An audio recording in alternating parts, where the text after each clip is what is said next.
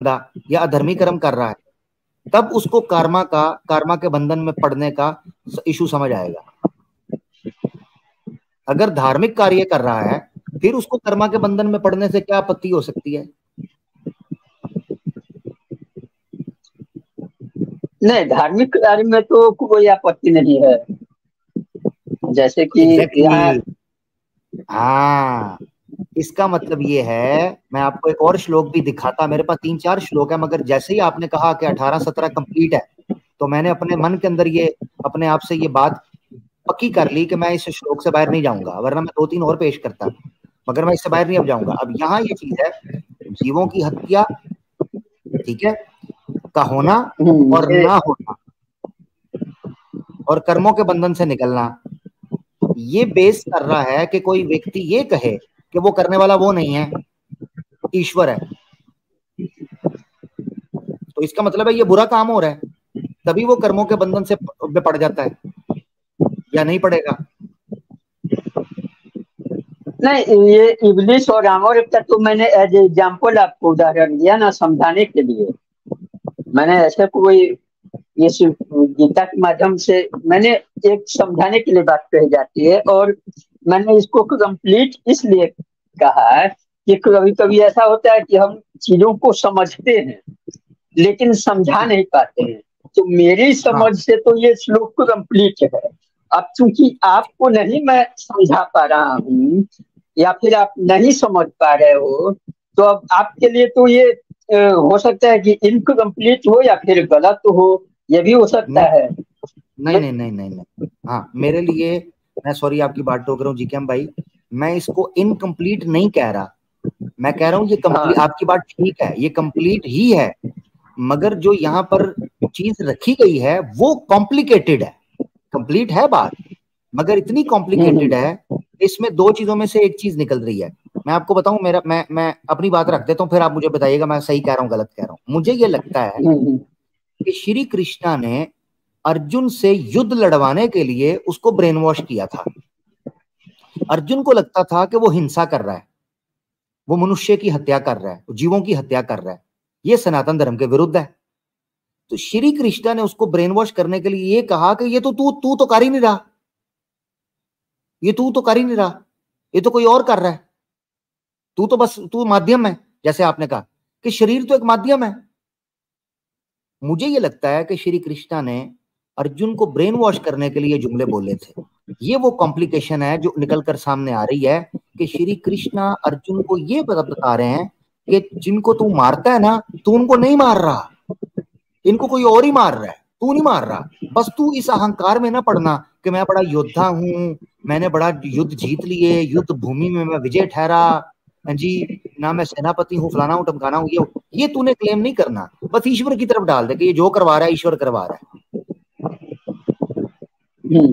आपकी बात तो हो गई। जी जी जी जी, रेफरेंस तो मैं नहीं दे पाऊंगा क्योंकि मैंने पढ़ा नहीं है, लेकिन इसी 18वें अध्याय में, अब चूंकि मैंने पहले भी आपको बताया कि मैं जब गीता पढ़ने बैठता हूँ तो शुरू से अंत तक मैं पढ़ नहीं पाता हूँ, क्योंकि बीच में इसमें इतना सोचना और समझना हो जाता है कि 2 मिनट के लिए मैं थोड़ा दूसरी बात कहूंगा कि कुछ लोग पढ़ते ज्यादा हैं, कुछ लोग सोचते ज्यादा हैं, कुछ लोग समझते ज्यादा हैं। तो इसीलिए मैं 5वें अध्याय से आगे नहीं पढ़ पाया, लेकिन आज आपकी बदौलत मैं कोशिश करूंगा फिर से कि इस गीता को इस हफ्ते जो है पढ़ के तो कम से कम कंप्लीट कर ही लूं। आप लोगों में होता है ना कि हाफिजे कुरान उसको कहते हैं ना जिसको कुरान याद हो जाता है। जी जी जी, हाँ, और आलिम वो होते हैं जो अर्थ बताते हैं, तो याद तो हो पाए ना हो पाए, एक बार मैं गीता को पढ़ लूं। तो इसी 18वें अध्याय में कहीं पर कहा है उन्होंने ही, भगवान श्री कृष्ण ने, जब मुझे जो तुम्हें बताना था मैंने बता दिया, अब तुम ये खुद डिसाइड करो कि युद्ध करोगे या नहीं करोगे। अब इसी 18वें अध्याय में है, मैं पढ़ूंगा तो हो सकता है मिल जाए, तो इसीलिए जी।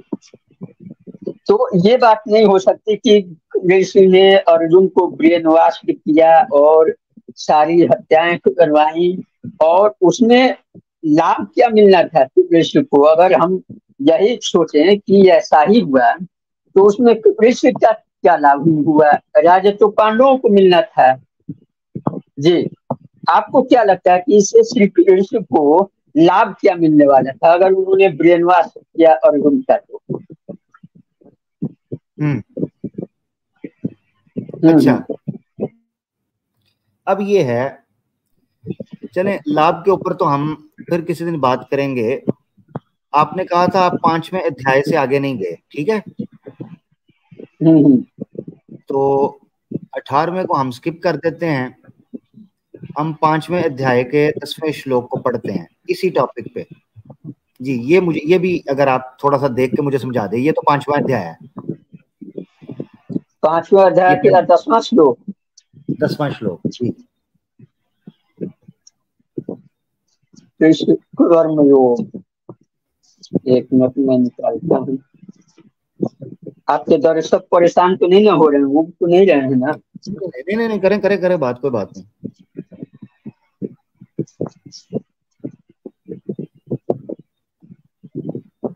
जो व्यक्ति कर्म फलों को परमेश्वर को समर्पित करके आसक्ति रहित होकर अपना कर्म करता है, वह पाप कर्मों से उसी प्रकार अप्रभावित रहता है जिस प्रकार कमल पत्र जल से अस्पृश्य रहता है।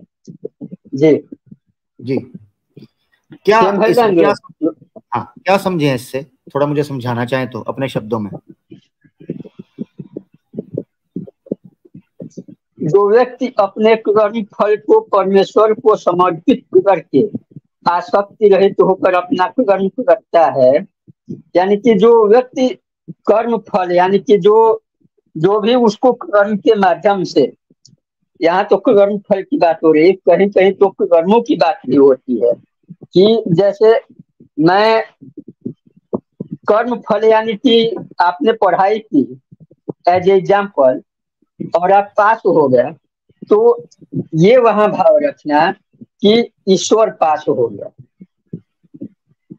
तो ये होता है कर्म फल का समर्पण।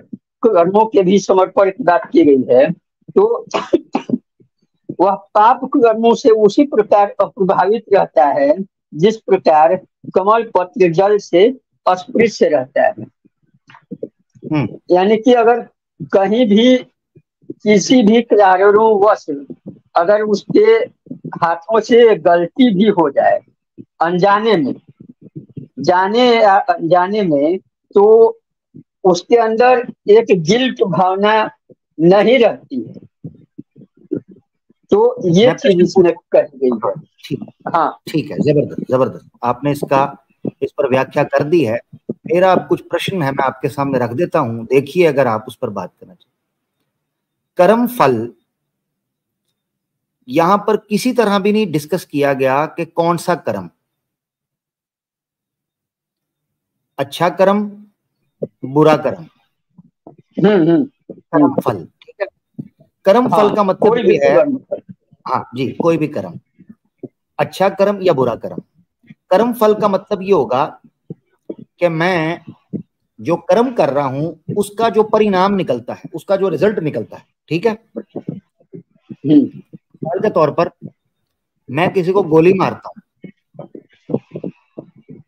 अब गोली मारता हूं किसी बंदे को मैं, तो ये मेरा कर्म है, मैंने उसका मर्डर कर दिया। उस कर्म का फल ये निकलता है कि मुझे जेल में डाला जाए, ठीक है? ऐसे ही है जेकेएम भाई। अब मैं कहूं कि मेरी जगह पर मैं भगवान को कर्म फल समर्पित कर रहा हूं, तो मेरी जगह पर भगवान, क्योंकि मैंने तो मारा नहीं या मैंने किया भी है, तो मैं कर्म फल को भगवान को समर्पित कर रहा हूं, तो मेरी जगह पर भगवान जो है इसका दंड दो भगवान को, तो भगवान को समर्पित कर दिया है। ये क्या बात है, ये मुझे थोड़ा समझाएं।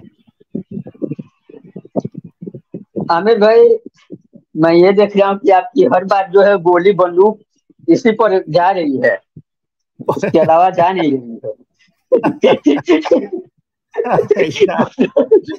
चले कोई और उदाहरण भी देना है, उदाहरण भी देना, मिसाल भी देनी है, तो गोली बंदूक तलवार इसी सब की मिसाल देनी है।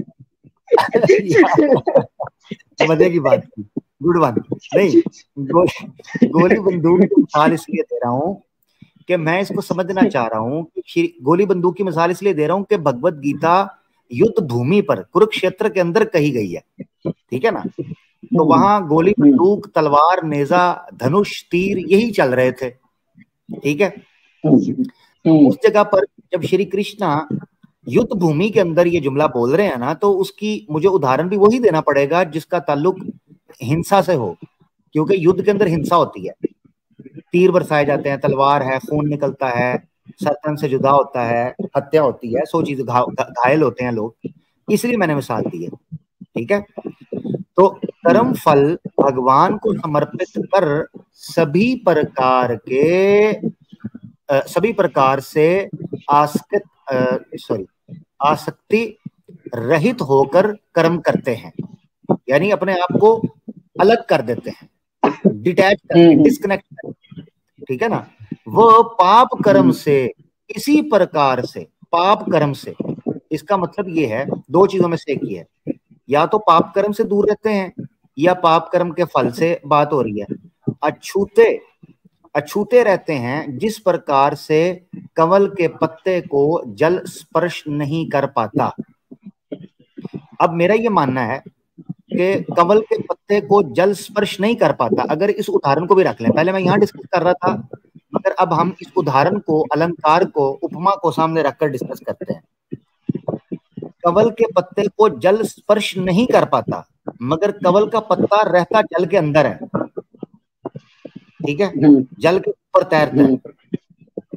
क्या ये कहना चाह रहे हैं श्री कृष्णा कि वो पाप कर्म के अंदर तो रहता है, पापों के बीच में रहता है, मगर उसको पाप का फल नहीं, यानी कर्म फल नहीं मिलता उसे, चाहे वो पाप ही क्यों ना करे, उसे स्पर्श नहीं करता कर्म फल। अगर वो अपने कर्म फल को भगवान को समर्पित कर दे, अगर वो अपने कर्म फल को भगवान को समर्पित कर दे तो उसको पाप नहीं मिलता। हाँ, अगर कर्म फल को वो समर्पित कर देता है तो कर्मों के बंधन से मुक्त हो जाता है। सीधी सी बात है कि अगर उसने कर्म फल को समर्पित कर दिया, एक तो बात ये होती है कि सामान्य बात मैं उदाहरण देना चाहूंगा कि हमारे अंदर वो गट्स ही नहीं उत्पन्न हो पाती कि हम कर्म फल को समर्पित कर पाए, क्योंकि अपने अंदर ये फीलिंग आएगी ना कि अगर आपने किसी को 100 रुपए की सहायता की, किसी को सहायता किया, तो उसका आप श्रेय लेने की बजाय आपके अंदर ये होता है कि ये मैंने किया अंदरूनी तौर पर। तो अगर आप पाप कर्म करोगे तो फिर उसके अंदर भी ये भाव आना चाहिए कि वो मैंने किया, क्योंकि पुण्य का फल आप खुद को दे रहे हो, उसके लिए अपनी पीठ आप ठोंक रहे हो। तो पाप भी करोगे तो उसके लिए आप अपनी पीठ ठोकोगे। जब आप सामान्य जीवन में कर्मों को करने लगेंगे इस भाव से, तो पहले तो पाप कर्म होंगे नहीं, लेकिन अगर अनजाने में, आप इंसान ही हो, इंसान से ही गलती होती है, अनजाने में भी अगर आपसे हो जाता है तो आप उसको समर्पित कर लोगे। नहीं तो लोग सालों साल जिंदगी भर एक गिल्ट में जीते रहते हैं, और उस गिल्ट की वजह से उनके जीवन में न जाने कितने ऑब्स्टेकल आते हैं कि काश मैंने ये नहीं किया होता तो ये मेरे साथ नहीं होता, तो उससे वो बच जाते हैं। यही कहना है मेरा जी। जबरदस्त, मैं 100% एग्री कर रहा हूँ इस पॉइंट पे। बहुत प्यारी व्याख्या की आपने इस श्लोक की, और मैं समझता हूँ आपने मेरे प्रश्न का उत्तर दे दिया, मैं ये समझता हूँ। जबरदस्त जी, क्या भाई, आई एम सेटिस्फाइड। धन्यवाद आपको, धन्यवाद आपको। जबकि मैंने गीता जो है उतनी पढ़ी नहीं है, लेकिन ये सब मैंने उस दिन बात की ना मेडिटेशन और इन सब की उस चैनल पे, तो उसी का फल है कि चीजें आ जाती हैं समझ में, लोगों को समझा लेते हैं और उद्देश्य तो है अपनी बात लोगों तक पहुंचाना। अब आपको समझ में आ जाए तो ये बहुत अच्छी नहीं बात नहीं है। बिल्कुल। और ये भी ये भी जो आपको समझ में आया, ये भी फल जो है ईश्वर को ही समर्पित। मैं तो कुछ हूँ नहीं। जी। जबरदस्त जबरदस्त जबरदस्त। नहीं नहीं मुझे पॉइंट समझ आ गया इसका, जबरदस्त हो गया। ये जो आपने आखिर में जो बात की है ना, कि जो गिल्ट से इंसान को बचाने के लिए, गिल्ट से बचकर ये मामला हो, यही मैं नतीजा निकाल रहा था कि अर्जुन के गिल्ट को दूर करने के लिए श्री कृष्णा ने ये बात कही थी। अर्जुन के दिल में गिल्ट था, ठीक है, उनके दिल में ये पछतावा था कि मैं युद्ध के अंदर जब लड़ूंगा कई लोगों की हत्या हो सकती है, हिंसा होगी, तो वो गिल्ट था कि ये कहीं मैं मामला ना करता हूं। मगर इस गिल्ट को जो आपने आखिर में एक्सप्लेन किया ना, कि उस गिल्ट को दूर करने के लिए कि मनुष्य जो है अपने जीवन में जी सके, आगे बढ़ सके, उस गिल्ट को दूर करना, तो अपने कर्म फल को भगवान को समर्पित कर दो ताकि तुम रिलैक्स हो जाओ। जबरदस्त, ठीक हो गया। जीकेएम भाई आप वापस आए थे और आपने वापस आकर 18 का जो 17 है उस पर भी चर्चा की ठीक ठाक, और 5 का 10 इस पर भी आपने चर्चा की और बड़ा कुछ सीखने को समझने को मिला। और मैं आपके उत्तर से सहमत हूँ, बड़ा जानदार आपने बात की। थैंक यू जी। धन्यवाद। और भी श्लोकों पर जो बीच बीच में अन्य लोगों से आप पूछ रहे थे, उन लोगों को देख रहा था मैं, वो भी थोड़ा बहुत समझ में आया। लेकिन अब इतना देर हो गया है, कितना घंटा हो गया है आपको? नहीं नहीं तकरीबन 5 हाँ घंटे हो गए ना? जी जी 5 घंटे से ऊपर हो गया मुसलसल, और मैं बस इसको समाप्त करने लगा हूँ, इसको कंक्लूड करने लगा हूँ। मगर ये है कि जीकेएम भाई भगवत गीता का जो सिलसिला है ये जारी रहेगा। करीबन 12 और प्रोग्राम्स इंशाल्लाह बिफजलिल्लाह होंगे। तो मैं चाहूंगा आप आते रहें, आपसे बात करके बड़ा मजा आया और बड़े डिफरेंट एंगल से चीज को सीखने सुनने का मौका मिला। ठीक है जीकेएम भाई? जी जी, धन्यवाद। थैंक यू, धन्यवाद, बहुत बहुत शुक्रिया। ले दोस्तों, जीकेएम भाई हमारे साथ थे, ये दोबारा आए वक्त निकालकर। मेरी प्रार्थना है कि इन्होंने बड़े सिंसियरिटी के साथ हमें समझाने का प्रयास किया, और मैं ये समझता हूँ कि काफ़ी चीज़ों में क्लैरिटी आई है, और जो उन्होंने उत्तर दिया है मुझे वो उत्तर अच्छा लगा और बड़ा क्लियर था, दो टोक था, और जो लिखा है उसके अकॉर्डिंग था। ये बड़ी अच्छी बात थी। जी सही मुस्लिम भाई और भाई आप लोग कुछ कहना चाहते हैं जरूर कहें। आज का धुआंधार सेशन हमारा रहा, बड़ी मजे की, बड़े बड़े अच्छे लोग सनातनी दोस्त आए, उन्होंने आकर बड़े मजे की गुफ्तगू की। आई होप कि भगवत गीता का ये सिलसिला इसी तरह जारी रहे और बहुत कुछ सीखने को कुरान के हवाले से भी लोगों को इंशाल्लाह मिलेगा, भगवत गीता के हवाले से जी। सही मुस्लिम भाई और भाई दोनों में से कोई भाई बात करना चाहे जरूर, काफी देर से आप लोग खामोश हैं।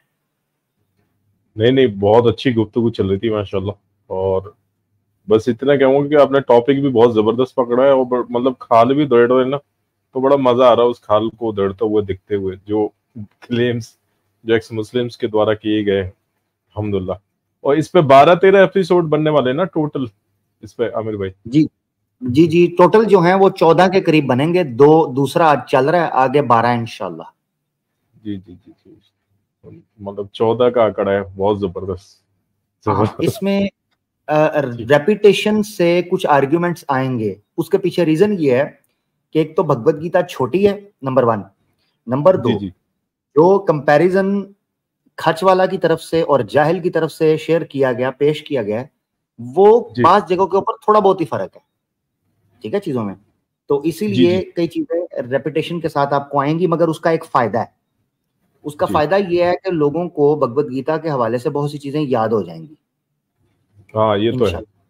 हाँ काफी चीजें फिंगर टिप्स के ऊपर याद हो जाएंगी, कॉन्सेप्ट समझ आ जाएंगे, और भगवत गीता की जो फिलॉसफी है वो खुल खुल कर सामने आएगी। ये बड़ा जरूरी है। अच्छा सॉरी, इसके अलावा जी मैं वही बोल रहा हूँ कि आपके हर टॉपिक बड़े ऑस्कर विनिंग यार। खतरनाक मतलब जिन पे लोग ज्यादा प्राउड फील करते हैं। अल्हम्दुलिल्लाह आपकी मेहनत को अल्लाह ताला और भी निखार दे। बहुत जबरदस्त कसम से बोल रहा हूँ, मेरे तो दिल खुश। वो योगा वाला जो आपने किए 2 एपिसोड में, खैर लास्ट वाले एपिसोड में थोड़ा लेट पहुंचा घर द सेकंड पार्ट में। जी अभी तो आगे होना है वो भी सीरीज हमारी आगे चलनी है। जी जी ये दो टॉपिक हमने पकड़ लिए ना, ये इस पे ज्यादा मतलब ये लोग ज्यादा बात करते हैं, और ये दोनों ही बहुत बेहतरीन है। अगर ये दोनों अगर ऑडियंस ने पकड़ ली ना इन टॉपिक पे, कसम से बोल रहा हूँ, इन टॉपिक पे इन लोगों ने, अब हमारी ऑडियंस ने नोट्स बनाना शुरू कर दिए ना, तो इनकी जो है ना बत्ती सी गिर जाएगी। इस्लाम फोब्स की बात कर रहा हूँ अच्छे लोग जो हमारे अच्छे सनातनी भाई, उनकी बात नहीं कर रहा हूँ, क्योंकि इस पे ज्यादा प्राउड फील करते हैं लोग। बहुत जबरदस्त टॉपिक पकड़ा है मेरे भाई, बहुत जबरदस्त। ये भाई ने एक बड़ा प्यारा सजेशन दिया है, उन्होंने कहा है कि इस पर फीडबैक क्वेश्चन आंसर सेशन भी रखिएगा। बिल्कुल जी, ये जब टॉपिक इंशाल्लाह मुकम्मल हो जाएगा तो मैं एक स्पेशल क्वेश्चन आंसर सेशन कर लूंगा, जिसमें इस सीरीज के हवाले से मुस्लिम्स के लिए भी हम प्लेटफॉर्म ओपन कर देंगे। तो मुस्लिम्स भी अगर कुरान के हवाले से या भगवत गीता के हवाले से जो प्रेजेंटेशन हमने दी है उस हवाले से अगर वो को बात करना चाहेंगे तो इंशाल्लाह उनको भी मौका मिलेगा। अभी चूंकि हम एक सीरीज के अंदर चल रहे हैं तो उसमें कोशिश करेंगे कि जो सीरीज के करैक्टर हैं ओरिजिनल, उन करैक्टर्स को ही डिस्कस किया जाए और उन्हीं को लिया जाए। इसलिए मुस्लिम्स अगर जुड़ रहे थे तो मैं उनसे माजरत चाह रहा था, उनको मैं हटा रहा था, जगह बना रहा था, स्पेस बना रहा था, ताकि वो लोग जुड़ सकें जो गीता पर आस्था और विश्वास रखते हैं। जी, बड़ा जरूरी। नहीं, बाकी काफी कुछ सीखने को मिला माशाल्लाह। जो तर्क आपने रखे हैं ना, ओ हो रिफ्यूट नहीं कर सकते लोग कैसे भी। जो तोड़ के आपने बीच में जो रखे ना, बीच में अलग अलग करके इनको सिखाया, जैसे कोई, मुझे ऐसा लग रहा था किसी नर्सरी के बच्चे को आप सिखा रहे हो जो सही में बता रहा हूँ, मुझे वो ऐसे ही फील आ रहा था। वो सामने में सब कुछ लिखा हुआ है, उस बंदे को समझ में नहीं आ रहा है, वहां पे बोला जा रहा है। खैर, फिर उससे वो टॉपिक खुल जाएगा। मैं नहीं चाहता कि ये ऑडियंस भी बोर हो, लेकिन मुझे तो ऐसा लग रहा था कि इन सनातनियों को भी बच्चों की तरह लॉलीपॉप मुंह में डाल के चुसा के इनको सिखाना पड़ता है। मतलब चले, हम लोगों को समझ में आ गया, वो लोग नहीं समझना चाह रहे जी। इंशाल्लाह समझ जाएंगे, अल्लाह खैर करेगा जी। सही मुस्लिम भाई, थैंक यू। और भाई आपने हमेशा की तरह ज्वाइन किया और अपना फीडबैक दिया, और ये है कि उसमें आपने बड़ा ज़बरदस्त वो गीता का जो आपी का और इसी तरीके से तथा का जो पॉइंट उठाया था वो बड़ा जानदार था। उस तरफ विष्णु भाई आना नहीं चाह रहे थे आज। विष्णु भाई पता नहीं क्यों एजिटेटेड थे, ट्रिगर्ड थे, और स्टार्ट के अंदर से ही मेरा दिल वहां से भी बेसिकली ख़राब हुआ था जब इन्होंने पैटर्न को फॉलो नहीं किया बल्कि अपनी मर्जी करने की कोशिश की। और फिर चले बाद में उन्होंने अल्फाज वापस ले लिए, मगर वो भी मुझे तरीका नहीं अच्छा। मैं अपसेट हुआ कि यार एक बंदा आता है, उसको सम्मान मिलता है, सारी चीज़ें होती हैं, वो आके हमारे गेस्ट के बारे में मैं फलां इनसे बात नहीं, मैं सिर्फ आपसे करूंगा, मैं फलां से नहीं करूँ। यार ऐसे नहीं होता। मेरे नज़दीक भाई जो मेरे दोस्त की टीम के साथी बैठे हुए हैं, हमारे मेंबर्स बैठे हुए हैं, जो स्टेज पे हमारे पैनल में बैठे हुए हैं, यार उनकी रिस्पेक्ट है भाई। आप मुझे रिस्पेक्ट नहीं देनी ना दो, कोई बात नहीं, मेरे से बैठ जाओ, मगर जो मेरा गेस्ट है, जो मेरे पैनल में बैठा हुआ है, मेरे साथ बैठा हुआ है, हमारे टीम के मेंबर्स हैं, ईमान यूनियन के मेंबर्स हैं, ठीक है, कम से कम जो पैनल का हिस्सा है, तो भाई, और कमेंट्स के अंदर जो लोग हैं वो सारी बात है, वो तो आज़ाद हैं, वो तो हमारे बारे में भी कुछ कह सकते हैं, तो उन पर ना आपका जोर है ना मेरा जोर है। मगर जो पैनल के अंदर लोग कॉल पे बैठे हुए हैं या आप कॉल पे आ गए हैं, तो उनके साथ ऐसे नहीं होना चाहिए। ये जी मैं फलां से बात नहीं करूंगा, फलां से नहीं करूंगा, इस तरह कहना, ये चीज गलत होती है। हाँ, आप ये कह सकते हो, अगर आपको लग रहा है कि यार बात बिगड़ रही है, बात खराब हो रही है, तो आप ये कहो कि यार मैं एक टाइम में एक भाई से बात करना चाहूंगा। ये जेन्युइन रूल है, यानी उसूल आप ये कह सकते हैं, यानी ये लॉजिकल उसूल है कि आप ये कहो कि यार अगर सब बोलेंगे ना तो बात बढ़ जाएगी, मैं एक बंदे से बात करना चाहता हूं, आप में से कोई एक बंदा मुझसे बात करना चाहता है, वो कर ले। ये रूल ठीक है। अगर कोई सनातनी आकर ये रूल रखना चाहता है, कोई भी आकर रूल रखना चाहता है, हमें इस रूल में कोई आपत्ति नहीं है कि आप चाहते हैं कि यार मुझसे एक बंदा बात करे, मुझसे ज्यादा ना करें, ताकि टॉपिक इधर उधर ना हो जाए, ये बना ले रूल, कोई दिक्कत नहीं, ठीक है। खैर, सही मुस्लिम भाई सो गए क्या? सही मुस्लिम भाई मुझे लगता सो गए मेरे ख्याल से। सही मुस्लिम भाई ने असल में इनके आईक्यू के खिलाफ जाके ना इनसे पूछना शुरू कर दिया लोगों से नहीं वाकई वैसा आईक्यू वाला सवाल उन्होंने खुद जवाब दे रहे हैं ना, इनका आईक्यू कितना है। जब आपने तर्क रखे थे ना, उनके तर्कों से पता चल रहा था। वो बंदा, वो दूसरा, वो तीसरी चौथी बच्ची की तरह सवाल कर रहा था ना भाई साहब। वो नेचर, वाकई में नेचर की नेचर अभी जो है ना, इस्लामी अवेकनिंग पे भी इसकी नेचर खराब हुई, आज भी खराब। मतलब तीसरी चौथी क्लास का जो बच्चा है ना, जिसको व्हाट्सएप पे फॉरवर्ड कर देते हैं, आज तो हिजाब के खिलाफ ही बोलना है जी, आज चपटी धरती बोलना है भाई। मतलब इसके आंसर नहीं तो मैं बता रहा हूँ, यूट्यूब पे आप डालें ना चपटी धरती के बारे में, इतने सारे स्कॉलर्स ने जवाब दिए इनके भर भर के, क्या ही बताए। मतलब आज नेचर वाइज सच्ची माइनस में आज मुझे आईक्यू नजर आया जी। चलें कोई नहीं, कंक्लूड करते हैं जी, 5.5 घंटे होने को हैं। सही मुस्लिम भाई एक बार ट्राई कर लेते हैं, सही मुस्लिम भाई अवेलेबल है कि नहीं अवेलेबल? माइक म्यूट है, अगर आप बोल रहे हैं तो शायद कई दफा ये भी हो जाता है। नहीं, मेरे ख्याल से अवे है। चले दोस्तों, गलती कोताही माफ कीजिएगा। इंट्रो जो लोग बाद में जुड़े हैं, इंट्रो देखना मत भूलिएगा। इंट्रो के अंदर हमने जनाब एंट्री मारी है, खच वाला दौड़ गया है, साहिल की तरफ हम अगले सॉरी अल्हम्दुलिल्लाह अगले प्रोग्राम के अंदर नजर करने लगे हैं। साहिल साहब जरा तगड़े हो जाएं, ठीक है जी। कॉल शॉल उठा लेना, अब कॉल आनी है तुम्हें तो कॉल उठा लेना जरा, हैं? शाबाश, अच्छे बच्चों की तरह, क्योंकि तुमने शेयर की है। मोमिन प्लीज आंसर, तो फिर आंसर तुम भी करना अब। तो इसी के साथ दोस्तों, गलती कोताही माफ कीजिएगा, कोई बात बुरी लगी हो उस पर भी माजरत चाहते हैं। इंशाल्लाह मिलते हैं अगले हफ्ते। फी मान अल्लाह। अस्सलामु अलैकुम व रहमतुल्लाह।